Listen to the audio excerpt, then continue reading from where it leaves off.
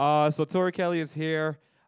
So many sides of you. I researched you, and you've got an interesting background, interesting mix. Apparently, Puerto Rican, German, Irish, Jamaican, Yeah. English.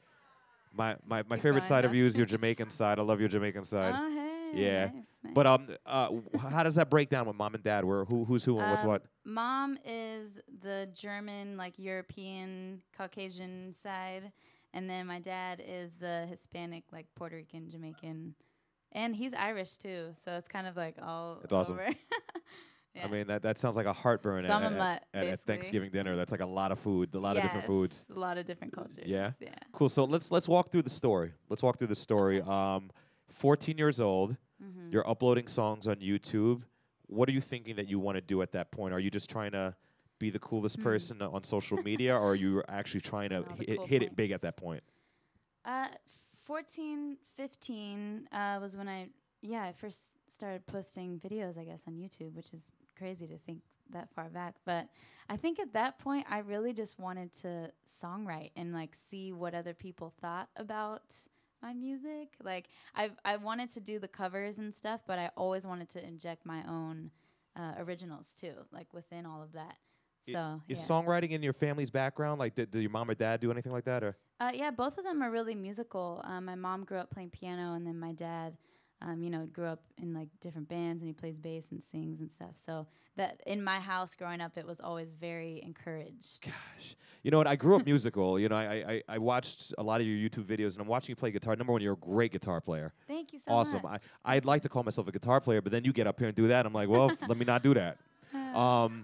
But, you know, then the songwriting process, like, I'm just so literal, and you're just so, like, metaphoric. Like, I just say, if I was writing a song, I'd be like, it's nice out today. But you say something like, it's a beautiful day, like gumdrops. So the one line, I don't know, you just make it sound really pretty. Do you think in those terms, those really metaphorical terms all the time? I have a weird brain, yeah. I just like to twist things and make people think. Unbreakable Smile, which is one of your favorite songs. She played that today. She says, you start singing the blues when you start seeing the green. That's ingenious. You start singing the blues when you start seeing the green. Hey, thanks. That's like no deep. one's ever told me that. Isn't that deep? That's deep. So are you singing the blues yet, or have you seen the green yet?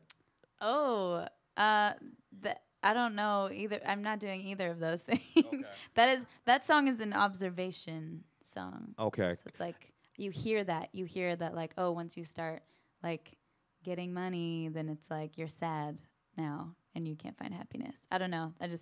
I'm weird. Well, you've got a big Weird smile on lyrics. your face, so it seems yeah. like Unbreakable she's not smile. there yet. I mean, doesn't she look happy and cheery?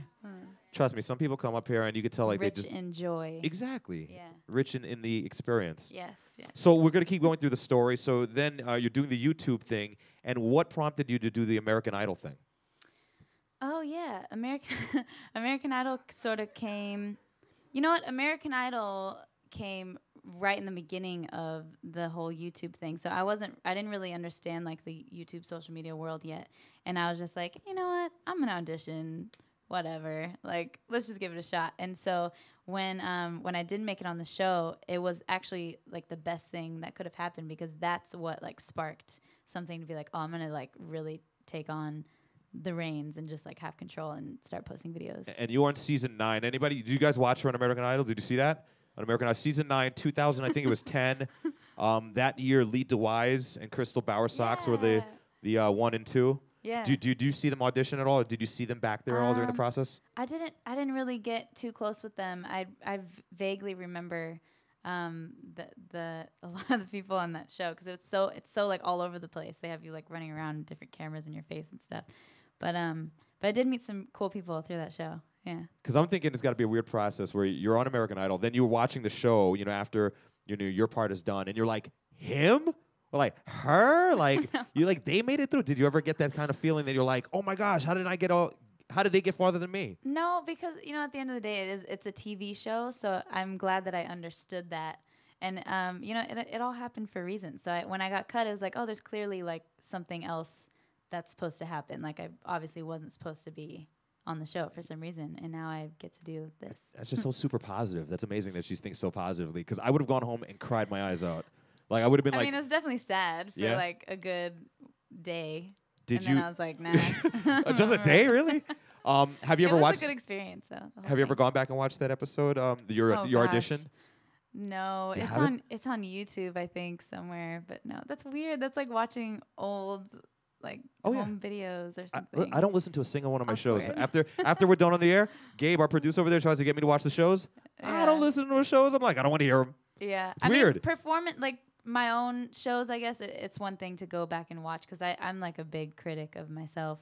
So like you can learn things from going back. Because what I wanted archives. to ask you was, I watched it today, the audition. Oh my gosh. I'm not gonna embarrass you. But what's done is done. But Simon was crazy. Yes. Do you guys remember that audition? Simon talked about her singing. He talked about what she was wearing. And He talked about my tan. He talked about your tan. Yeah. I was on vacation too, so I came back like all orange. All tan, all orange. I would like to know if you ever go back and think, man, maybe he was a little right, or maybe he was super wrong. Does that ever cross your mind? No, it goes back to the whole thing of like, it's a TV show, so it was kind of like, Brush the dirt off our shoulders. That's what's up. So we move forward now. You're obviously making some huge strides in the industry. I recently saw you perform at the MTV Artist to Watch.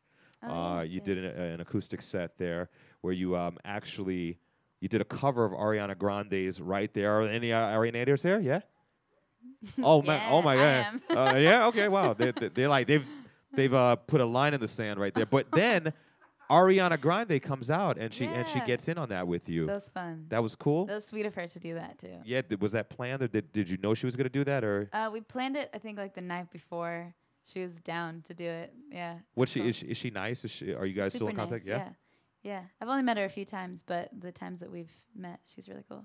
I always get interested when I see musicians and pop stars. Do you mind if I call you a pop star now? Because I think you're a star in my eyes. Thanks. But I get interested when I see people kind of like mingling, because then I want to know who's friends and who's not friends. Like who's so. Right. Who do you kick it with in the industry? Is there anybody that you would call like your homegirl or your homeboy or whatever? I mean, I got pretty close with Ed Sheeran since we wrote a song together. It feels weird to like just name drop him like that. No, name drop. That's what we're here for. And I got to open up for Sam Smith too. So they're legit people. Like they're really genuine, and I could call them friends, I guess, homies. That's what's up. The Bieber jam session. Oh yeah. You're just throwing it back today. Boom, throwbacks, throwback Jay. But I mean, that's really taking me through my life right now. Well, Bieber, he's come here. He's been here and performed at B96 when he was a wee little Bieber, and now he's the big Bieber. You know, baby Bieber, busting out his T-shirts and tattooed up. That was before the tattoos and stuff. But was he a cool guy to kind of kick it with at all? Yeah, that same situation with him. It's like we've only met literally a few times because our schedules are always like, but he's super cool every time I see him. Awesome. You've done like a ton of these radio interviews. You've been like all over the country. Is there a question that you're ever surprised people have not asked you? Like, why didn't they ask me blah blah blah? Or is there anything about yourself that you realize that, wow, no one has any idea about blank? No one ever asked me about like food. You know, it's like I'm a huge foodie. Well, guess what's on my list of questions? Food. That's like I could talk about food all day, son. What's your fave? Why did I get so thugged just now? I don't know. You guys, you're deep dish. I almost said dip dish. That's not it. Yeah, that's a problem for me when I come here. And y'all's popcorn. Oh yeah, Garrett's. Yeah. Help. Why would you do that to me? I want to eat There's everything. a secret ingredient in there that like gets you really hooked on it. It's No really way. ridiculous. Is the caramel? You think so? I think it's the cheese. I feel like it's both. Is the cheese? Is one or the other? I feel like it's just good. It's ridiculous. Did you get some yet since you've been here? I did, yeah. I got right. some. I haven't opened it yet. I'm scared. Wow. Okay, so you're a foodie. I'm a foodie. Like, just this last year, I became a huge foodie. But I feel like that's such a Cali thing to do. I think people from Cali are genuinely really food people. No? We have good food, but there's a lot of people that just don't care. Like, they'll just eat whatever, you know? I'm into, like, the traveling and eating the foods that, you know. Yeah, you feel me. We are all Chicagoans here, right? Everyone's born and raised. You guys have great food here. Is there something? LA? LA? Okay, that's what's up. Is there something we want to tell Tori that she has to eat before she leaves? Yeah, what? Portillo's. Chocolate cake shake, no? Do you know what this is? No. Ooh. Okay. We just ruined your diet if you're on one. But, I don't believe in that word. There is a excellent. We're gonna get along. Cheat day, y'all. There is a milkshake here in Chicago at a place called Portillo's. No. It's I think I've heard of it. It's called the chocolate cake shake. You notice how I just like flipped this whole interview to be about food? Like I tricked you all. She got us. So what do you have to do? You have to tell your handlers or whoever's with you that you need to go to Portillo's and you need to get this chocolate cake shake. It's pretty much a chocolate milkshake with chocolate cake infused in it. Like in it. That's a lot of chocolate. Is it too much chocolate? There's no such thing as too much chocolate. There is. You're out of your mind. There's no such thing. I need this in my life. You need it in your life, Okay. all right? Trust me, I don't think there's too much thing as too much chocolate. I always think the more chocolate, the merrier. That's just my personal feeling on it. But we're really excited about your career. I want to tell you, Tori, that I'm a big fan of John Mayer. You did Gravity on your American Idol audition, which hit a soft spot for me. But you seem like someone who's really, really about the music.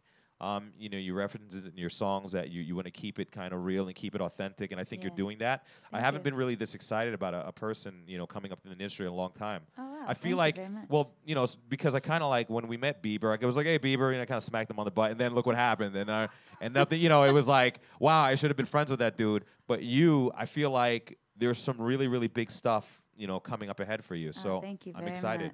Much. If you could name maybe 2 or 3 things that you wish in the long run, like maybe like a Super Bowl performance or something like that. Are there? Yeah, I know those sound big, but go straight to it. Yeah. Are there any things that you're thinking like, gosh, I really hope this happens? Dream list. Your dream list on your musical journey. Oh man, literally, like it's gonna sound weird, and maybe like small, but it's not for me. Literally, putting out an album has been. It's a hair falling. I'm just shedding everywhere. She's got great eyes.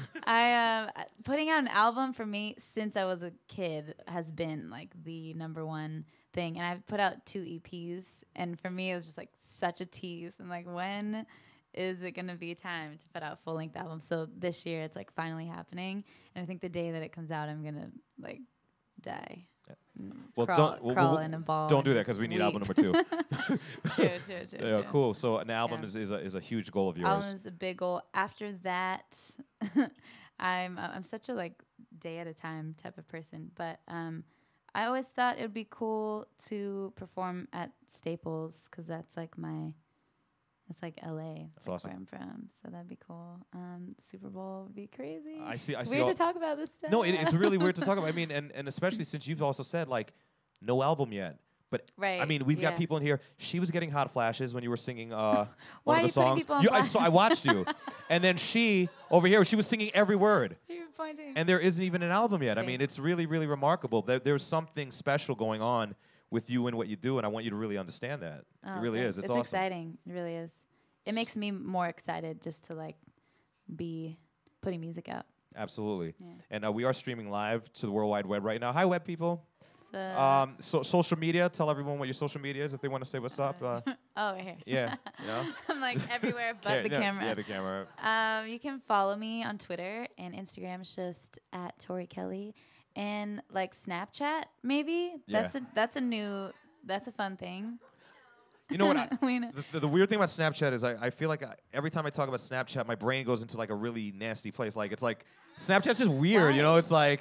No, it's not. I don't know. For me. I mean, for you, maybe. No, because then you hear. And now I just outed myself. Don't friend me on Snapchat. My Snapchat gets pretty random. Yeah. I'm not gonna lie, and it's actually Corey Telly, not Tori Kelly. I like how you did that. You took the T and the K and switched them. Yeah. Alter ego or something. Very cool. Maybe. So, any specific album titles yet? Do you have any titles in your head? I cannot say. Cannot say. Nothing is. You'll find out. Okay. It's so awkward. Well, we'll all get the Tori Kelly album, correct? Yeah. Yes. We'll all get it. Okay. And she loves Chicago better than any other city, right? And we love her better than anybody else, right? You've got to name the album Chocolate Cake Shake. Oh, that would be awesome. Okay. Yeah, I want to eat my album. Absolutely. We'll eat her album. We'll eat it. We'll listen to it. This is Tori Kelly, everyone. Make some noise for her. Thank you, guys. If you enjoyed it.